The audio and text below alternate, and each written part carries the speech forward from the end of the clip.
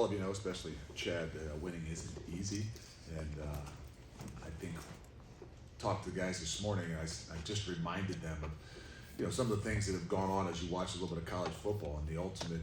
I said to him, you know what the ultimate challenge is, right? And, it was a defensive group of guys, and they're kind of looking at me, and I just got to give them one of these, like right here. It's like, just win, right? I mean, I think Al Davis said it best, right? Just win, baby, and you got to find ways to win.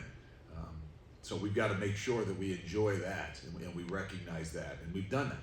We've done it in many different ways, but finding ways to win is a little bit of what us looks like right now this year. With that being said, we also know that we've got to develop some more consistency in all that we do. I think that as a team in general, that's where as I pinpoint and say, okay, what do we got to do to continue to move forward, especially for a week like this, and consistency is a big deal. We've got a lot of self-inflicted issues, and that's not taking any credit away from the guys we played. I think we, had some issues, on false starts again, but don't, take it into consideration. They did a really good job at some of the stem calls and, movements on probably half the snaps that they had, and so there's some situations there. We know that those self-inflicted ones that we always talk about are the things that are in some ways holding us back and putting us in some situations that are draining, challenging, trying, and for us to grow, we've got to recognize that, and we've got to find ways to be able to make some of those things not a, kind of an Achilles heel and something that's kind of holding us back. And I don't mean just holding us back. There's going to be things, but it can get draining. It can get that emotional drain. When those situations come up, you get a pick to maybe kind of seal the game, and you got a PI or something connected to it that just makes you have to go back and go again and again and again. And at some point in time, those things obviously catch up with you. But with that being said, we found ways to win, and I think that's where we've grown the most. Now, it's going to be uniquely different this week. This is our first true challenge since week one to go on a road in a hostile environment and play a great football team. And I'm not saying take anything away, like I said, from the teams we've played on the road.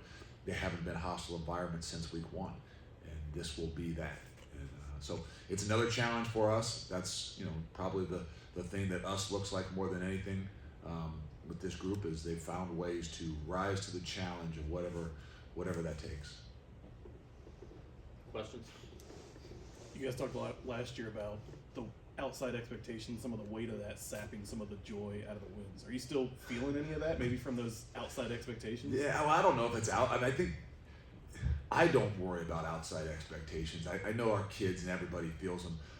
I think what we've created is our own expectations, and I think that's far greater by the way that we do things. And I tried to give the reference to some of the defensive guys this morning, and in some ways to say who's the best defense over the last 15 years. I mean, hands down, bar none, right? I mean, there's one team, Alabama, and the greatest coach and the greatest defensive coach that I know of.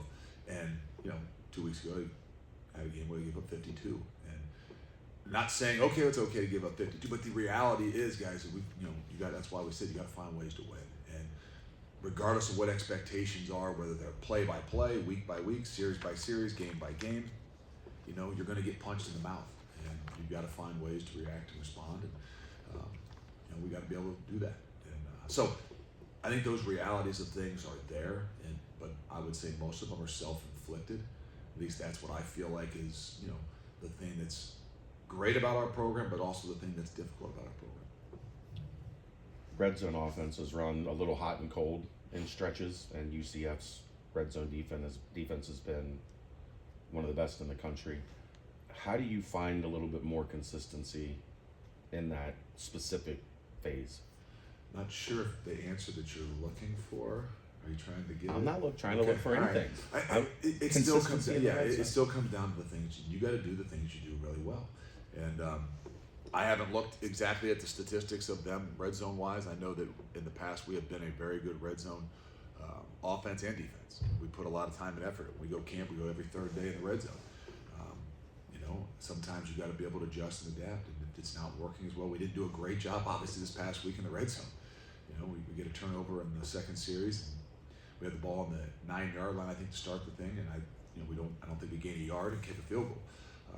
So there are some really positive things about that. We kicked 5 field goals, was for the first time I think in school history, and got a lot of confidence in our place kicker. But in order to win on the road, and in order to win in a hostile environment, you're going to have to play great in the red zone. And I think twofold. I mean, we haven't done a great job in the red zone defensively, and that's something we've prided ourselves on and have been pretty good as well. So I think it's both. There's some consistency. There's some things you got to be able to do based on the people that you got, and if you need to be a little bit more creative at times, we got to be a little bit more creative. You spoke about going down to Orlando. It's going to be a hostile environment similar to week 1. Where does the UCF rivalry rank for you in this program? I mean, it's huge to me because I kind of go back to always what starts it, right? And in year 1, it was, I'm not saying it was the end of a rivalry, but all I remember is that game, and whether it was called because of the weather or it was called because of anything else, the reality is it was called, and it wasn't a game. And so whether it's become a rivalry because they were the champs and then we ended up knocking them off a couple years ago, all rivalries are created differently.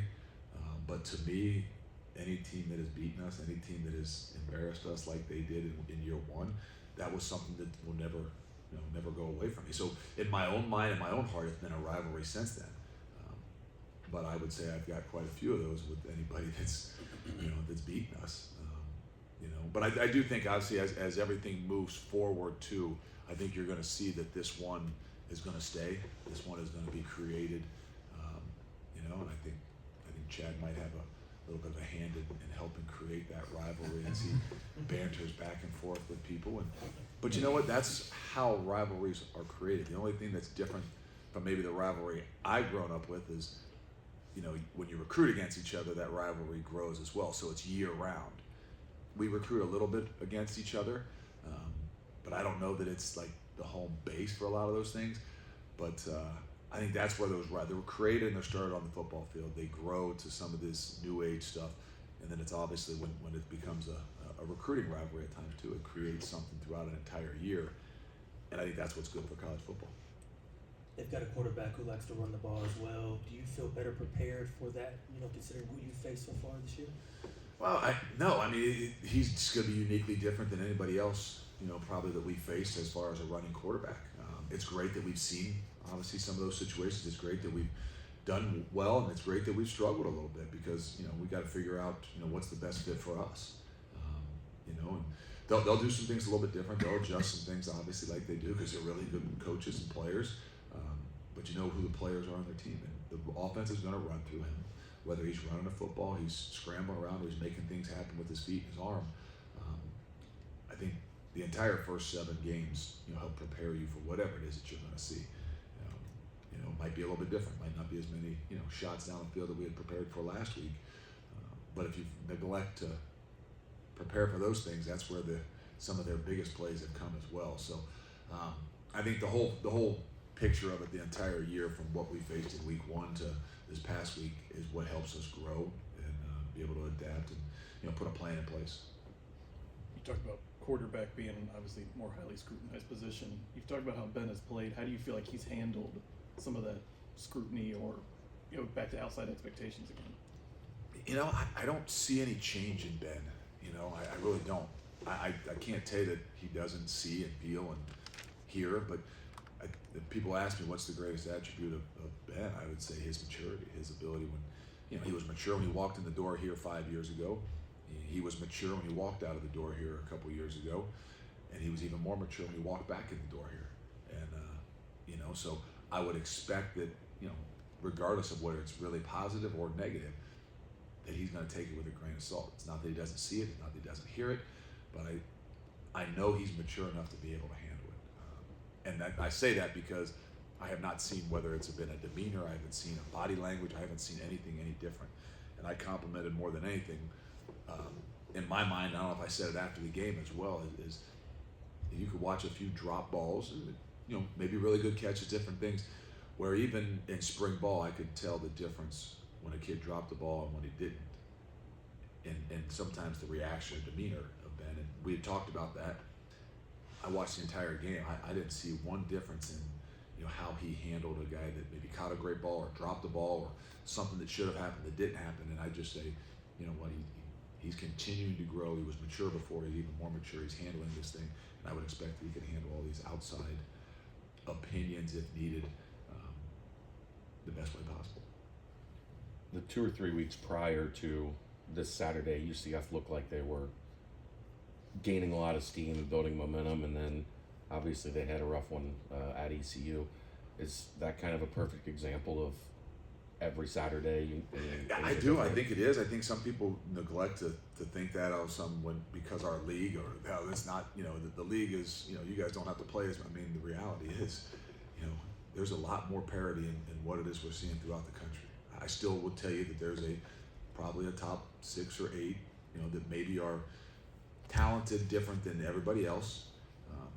Doesn't mean they can't be beat, but I think that there's so much more parity, based on all that's going on in college football. So week in and week out is really critical. And whether people would say it's a trap game, whatever, I know this, that there's a lot of good football teams. We've got a lot of good football teams left, and a lot of teams play even better when they're at home. And I think that's the thing I would say as much from what I've watched on film for UCF is they're a really, really, really good football team, and they're even a better football team when they're at home. Chuck, now back-to-back games with over 100 yards. Just talk about that performance from him. I know you mentioned in the past that he's starting to become that back that you guys are looking for. Just talk about what you see. I think it's 3 in a row, two. to be honest with you. I think he's got 3 of the back-to-back of 100 back-to-back. But he's shouldered the load. He's withstanded a lot of things. I mean, we can't say it enough about what he's been through to put him in this position. But I think we're going to continue to need him to grow and continue to do what he has done. He got dinged up 2 weeks ago. I think he missed a little bit of the bye week with some injuries, but he didn't shy away. He last week had a great week of practice and obviously went out there and performed like that as well, even missing a little bit of time with a little bit of an injury. And so he's a big part of what it is we're doing. We're going to continue to need him. I'm proud of him for what he's done, but I'm going to have even greater expectations as we make a run down the stretch. Will we see Tyler Scott this week? I hope so, but I mean it's Tuesday. I don't know, but I would hope that Tyler's 100% be able to play for us. Started the season really pass heavy. It's kind of shifted back a little bit, but more run heavy past few weeks. Do you want it to be more balanced, or is it more of like take what the defense? No, gives you? I've said it a million times. We want to be balanced, but we also can't, ram our head in the sand and things like that. We still got to do what it is that we do well. And there are times when people say, "Hey, we're going to force you into doing something different." And you always have that mindset that you want to be balanced, and then you ultimately got to be able to within games make adjustments and do what it is that you need to do to win football games. And so I think that we feel like we're in a better place when we can be more balanced, because then people can't gang up on what it is you're doing. But we know we've got to do some things a little bit different, and it's not just with the balance of how we do things, but even the tempo and the pace at which we do them. Did you see defenses maybe adjust to those first few games of the season where you were getting a lot of passing yards? Yeah, I do. I think we see some some different things. Not that we don't see them on film, but I think people they recognize the things you do better, or the things that they think they've got to stop in order to be successful, and that's probably why we get a little bit more offensive against our offense. A little bit more coverage concepts. Because of as well as we had thrown the football, especially in the first 4 weeks. But for us, like I said, if people aren't going to do that, then I think it plays into what we do too, because we want to be balanced. But I think that each and every week, there's something a little bit different, and that's the beauty of playing the game. That once that thing starts, there's some adjustments that need to be made. How important is that for Gino as a first-year offensive coordinator to have to, learn some of this stuff on the fly where teams are showing you different things? It's not just one man. I think that's the thing that's so good about what it is that we've done is it's not his first time doing this, because he's been doing it for 4 or 5 years here, regardless of who was, the guy in charge. And Gino's in charge, and he's not on his own. Mike Brown has a huge impact on what it is that we're doing, and Coach Cummings has a huge impact. I mean, those guys, it's as good as I've been around on the headsets and half times and situational stuff. So nobody's out there by themselves. Nobody's doing it by themselves. And I think that's where we are best. We talk about it with offense or defense, you got balance. We know you got to have that same thing in all that we're doing, in their ability to be able to bounce things off each other in a game, in those tight situations. I mean, we had 3 minutes to make a call. Was it 3 minutes? Was there a TV timeout there at the end? I know there's 3 minutes to make a call on a field goal that we flopped in the last 20 seconds and got it blocked. I wish those timeouts were only 2 minutes and 30 seconds. Maybe we wouldn't have done that. But even the timeout before the last play, you know, I mean, that wasn't a one-man show like this is what we're doing. That was a great conversation among guys that, you know, to say this is what we need to do, and you know, we're going to put it in the hands of the guys that we trust. Going forward on 4th down, right in the middle of the second quarter, was that trying to be aggressive? Was there a wind factor to that? Like A win? wind, the 30-mile-an-hour winds. Well, you know what? To be honest with you, as I rehash and think about it, you can justify everything that you do. In hindsight, I'd like to have it back, being 17-0 and punt it down there. I don't know that that's really us. And then, as I look at it, at that point in time, I don't even know if I really believe the wind was that much of a factor yet. It was still a factor, but you know, once you get done with the game and you recognize only points are scored going in one direction, I mean, it was a bit more of a factor. But if I had played it as a bit more of a factor, I would think that you would want to go for it because it's more important to control the ball, keep the ball out of their hands when they've got the win. So, you know, I'd say we don't ever second guess ourselves. Well, everybody rehashes in your head whether it's successful or it's not successful. I still believe it's the right call. We just got to do a better job. On that note, what goes through your mind when you're watching a punter put you from year 15, and kick it out of the end zone with the uprights? That's not something I've seen before. Wasn't something that was going through my head. Sometimes I get on and I'm like, I don't want the ball kicked 60 yards. I want the ball kicked 45 yards with a 4.5 second hang time, so they have to fair catch it. And if you want to kick it 84, I guess we can go ahead and handle that. But, you know, sometimes you worry about those things a little bit more when you kick the ball 65, 70 yards. Now all of a sudden your coverage isn't nearly as good. Now they got a 25, 30-yard return. It doesn't quite net you the same thing. But it was quite unique, and it obviously worked out in our favor. But we've definitely got a weapon there, and even against the wind, you know, knowing what you need to do. You know, to give us a chance and put us in the best situation possible. So you don't want to hamstring them and tell them don't kick that ball that far, but they know what our goal and our objective is. Was that his better kick, 50-plus into the wind, than the 84? Actually, to be honest with you, the middle one might have been the best because it was probably still a 60 or 58-yard kick with the wind where they caught it at the 8-yard line and we tackled him right there for either 1 or -1. It's hard to pick, to be honest with you. You know, just he's done a phenomenal job, and he's a weapon for us. I know you've talked a lot about the penalties, but you kind of mentioned after the game, like finding that balance, finding the discipline. When you're not tackling live in practice or, you know, things like that, what does that practically look like for someone like you? It's nerve-wracking. It's exhausting. It's all the above, but you know, it's an issue, and you know, I spent an inordinate amount of time trying to find ways that's going to help us, find ways that we can be better, and haven't done a great job, obviously haven't done a good job at finding what that balance is, and you know, some of the things that you need to do and say just yet, and again, it can get lopsided, it can get out of control, it can get out of hand. You know, this was one of those ones where it did, and hopefully the realization when you can, you know, show it and talk about it as a not just a staff but as an entire team, you guys start to recognize the impact that they have, and that's the only way that I really know to try to make a change. You know, it's not standing up there hollering and screaming and, you know, pulling guys out of games and things like that. We've got to recognize the impact that it has on us, the stress levels that it has on us, and you know how it affects us in the long run. I mean, we know what Chuck's done, obviously, on the field and his story.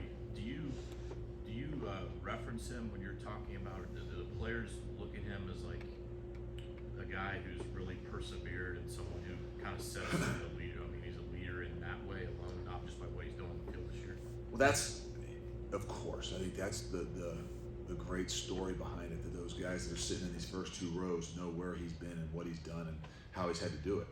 the unique and hard thing is for those guys in the backfield that probably need it more than anything to recognize, to see, and to understand, what he's done and what he's had to go through to be where he is. And I don't know during a season that any of us do a good enough job of that. That's what kind of our, when we're out at higher ground, when we have some of those talks and we have some of those, opportunities for guys to get up, you just pray and hope that a lot of those younger guys are listening, because there's so many incredible stories and lessons that they don't know that they're going to go through, but they are going to go through. They might not go through them in the same way that Chuck went through it, but they're going to go through them.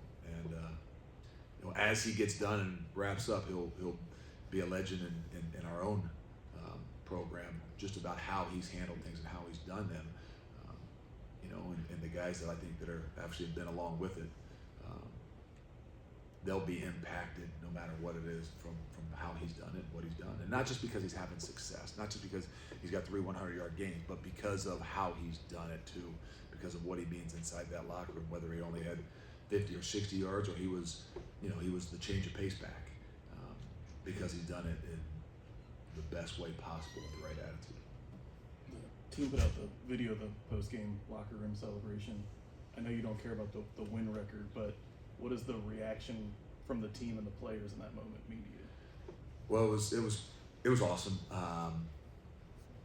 It was, I don't know. I mean, I needed it, I guess, and not that I needed a celebration for wins, but in my stomach there was this pit. Just when games end like they do, and the way that which you do them, and you have this vision of what it is that you want, and then you become really selfish because you didn't get that vision.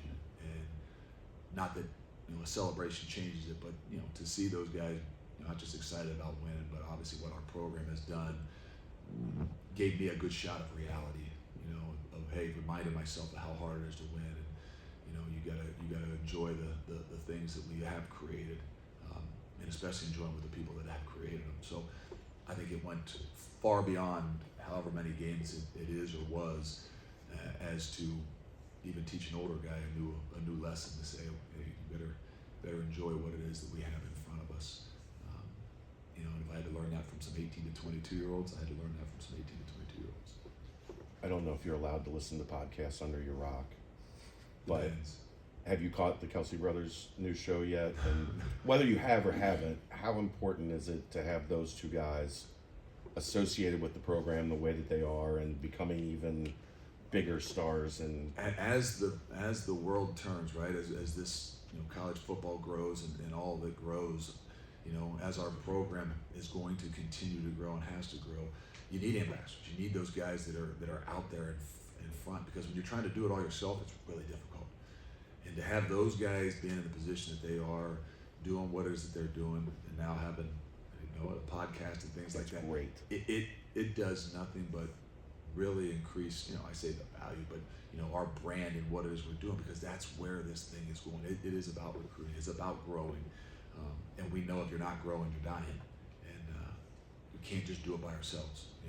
We try as best we possibly can, but I've always said in the past that, hey, growing programs or recruiting and things like that, those that think they can do it by themselves are going to eventually crumble. But when you've got the outside help, things like that, I'll tell you, it can go a long, long way. And we've got to feed into it. And I don't listen, but I need to start. I need to know, make sure we understand what that is. And I'm sure our recruiting people will do a great job using it. But ambassadors like that are what the program's about. They do a segment, favorite Bearcat in the NFL, that week. Did they have one this past week? They do on Wednesdays, so Okay. we'll find out tomorrow. Okay.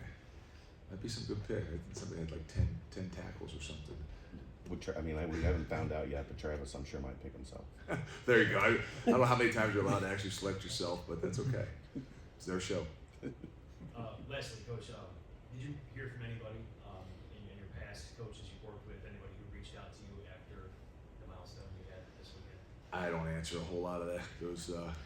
I got some text messages that were very nice and things like that, and they did a nice little video, and I've said no, you can't put it out, but I think I've been overruled a little bit on that, because I don't like anything that looks like we're trying to make a self-promotion of any sorts. But there's, like I said, those things that I guess I need to have a great reminder, I got it from 18 to 22-year-olds. I got it from some others as well. But it's just a reminder to me of, all those guys that have done what it is that they've done. And like you said, someone's going to take the credit. But it's another part of us growing. So yes, I have heard, but I'm not like, probably haven't responded to all of them just yet. So if there's anybody out there that I haven't responded to, I really appreciate your message. But had some other things I'm trying to get corrected first and foremost. So, but you probably set that up so that you could force me to release some video that they made. Any other questions for Coach? Have you posed for the statue yet? You know where I'm from, okay, and I don't know if we should say this, but Catholic schooling, that's how I grew up, right? They don't put statues for wins, right? They put statues for the greatest nation in the world, which is called donation. So, when I find a way to get my donation back to this program at the university, then maybe they'll put a sign up or something, put your name somewhere. Justin, do you have one last one? You good? Okay.